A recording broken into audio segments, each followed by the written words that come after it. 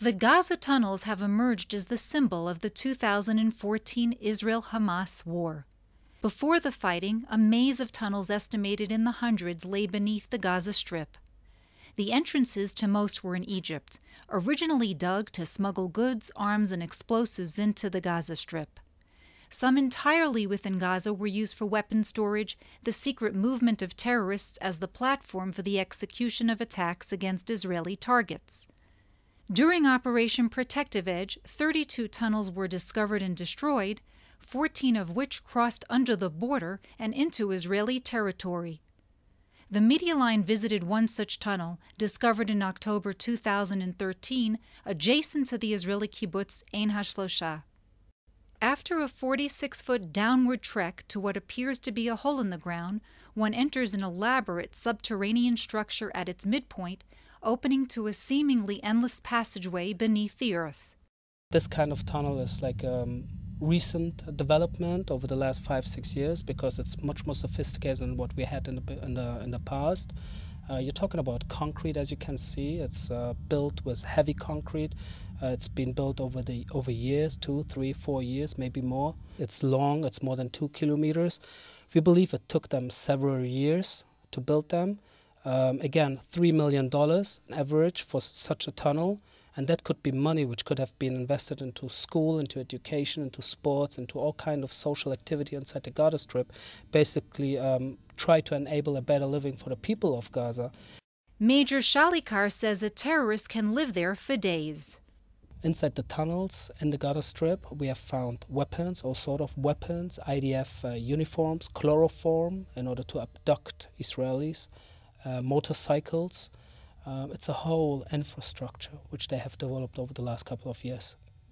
On July 29th, Israeli soldiers engaged 5 terrorists defending a mosque.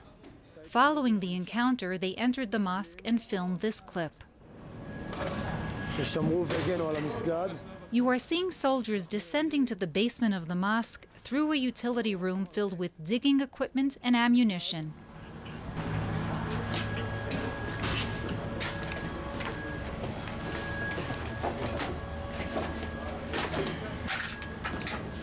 A shaft with a depth of 46 feet connects the mosque to a tunnel and to other tunnels used by terrorists in this area. There is an additional tunnel shaft which leads in multiple directions. A war was literally fought over tunnels like this one. These tunnels were more than passageways. They were storehouses for munition and staging areas for attacks on Israeli citizens.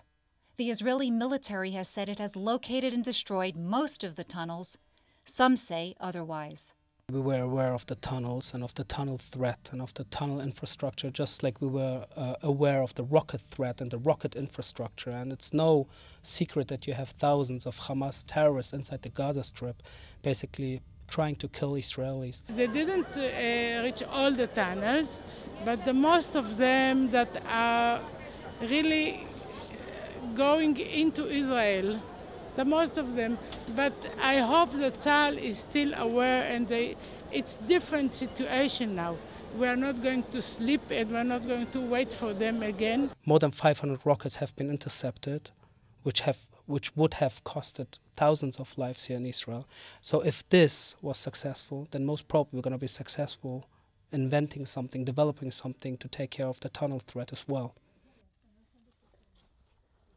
From an attack tunnel near the Gaza-Israel border, this is Felice Friedson reporting for the Media Line.